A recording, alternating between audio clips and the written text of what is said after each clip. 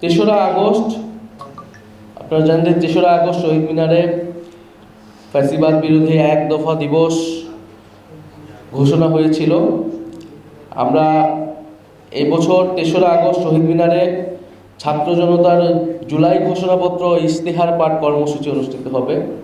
সরকার জুলাই মাসের মধ্যে বা ৫ই আগস্টের মধ্যে জুলাই সনদের কথাটি বলেছে, যেটা ঐক্যমত্য সংস্কার ঐক্যমত্য কমিশনের মাধ্যমে আলোচনা চলছে। আমাদের সেই ঐক্যমত্য প্রক্রিয়া আমাদের অংশগ্রহণ চলবে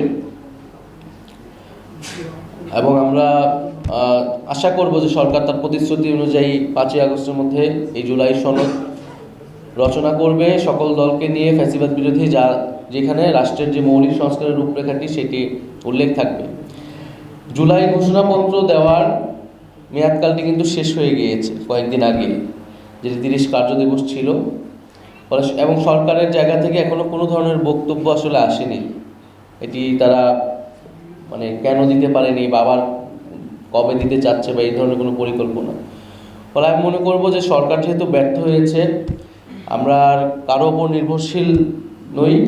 এই জুলাই ঘোষণাপত্রর দাবিটি আমাদের পক্ষ থেকে উঠেছিল, সেই সময় বৈষম্য বিরোধী ছাত্র আন্দোলন এবং জাতীয় নাগরিক কমিটির পক্ষ থেকে উঠেছিল।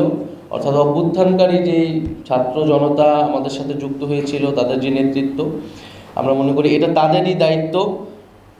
যদি সরকার বা যে কোনো রাজনৈতিক দল সেটি সম্মত না হয়, এটি অবশ্যই আমাদের দায়িত্ব এই ঘোষণাপত্রটি জনগণের উদ্দেশ্যে, জনগণকে সাথে নিয়ে একটি ঘোষণাপত্র রচনা করা। ফলে আমরা আমাদের মতো করে এই ঘোষণাপত্র পাঠ করব। এটা ছাত্র জনতার পক্ষ থেকেই হবে। জুলাই গণঅভ্যুত্থানে যারা অংশগ্রহণ করেছিল, যে সকল শক্তি, আমরা তাদেরকে আহ্বান করব, তাদের সাথেও কথা বলবো। আমরা সকলকে মিলেই কিন্তু কেউ যদি সম্মত না হয় সেটা তাদের ব্যাপার, আমরা আমাদের দায়িত্বটা পালন করব।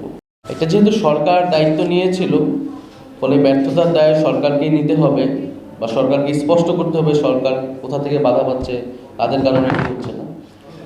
সরকার যেহেতু এটা স্পষ্ট করেনি, তাই আমরা মনে করি আমরা সরকারের ওপর এটার জন্য নির্ভরশীল না থেকে আমাদের দায়িত্ব আমাদের জায়গা থেকে পালন করা উচিত। পরবর্তীতে সরকারের এটি দায়িত্ব থাকবে সেটাকে কিভাবে আইনি প্রক্রিয়ায় একটা আইনি ডকুমেন্টে সেটাকে রূপান্তর করা। আমরা তো ৩১ ডিসেম্বর এই কর্মসূচিটি হাতে নিয়েছিলাম। তো যখন সকল পক্ষের সাথে সরকারি জায়গা থেকে এটি দেওয়ার কথা বলা হয়েছিল, আমরা কিন্তু সেই কর্মসূচি থেকে কিন্তু ছাত্ররা সরে এসেছিল ঐক্যমত্যের স্বার্থে, এবং ৩১ ডিসেম্বর থেকে আজকে কতগুলো মাস পার হয়ে গেল। ফলে এটি অস্থিরতা কমাবে না, বরং এটি যে জুলাইয়ের যে আকাঙ্ক্ষা ছিল, বরং এটি আমাদের যে শহীদ পরিবার, আহত এবং যারা আন্দোলন করেছিল তাদের মধ্যে অস্থিরতা তৈরি করেছে। সেই অস্থিরতা কমাবে। জুলাইকে একটা ঐতিহাসিক যে প্রেক্ষাপট, সেই প্রেক্ষাপটের সেই সম্মানটা, সেই লিপিবদ্ধটা আমরা সেই ইতিহাসকে লিপিবদ্ধ করতে পারবো। এটা 1 বছরের মধ্যেই আসলে করা উচিত। ফলে আমরা আমাদের দায়িত্ব সেই লক্ষ্যে পালন করব এবং এই ঘোষণাপত্র ইশতেহার রচনার জন্যই আমাদের সারা দেশে যাত্রা।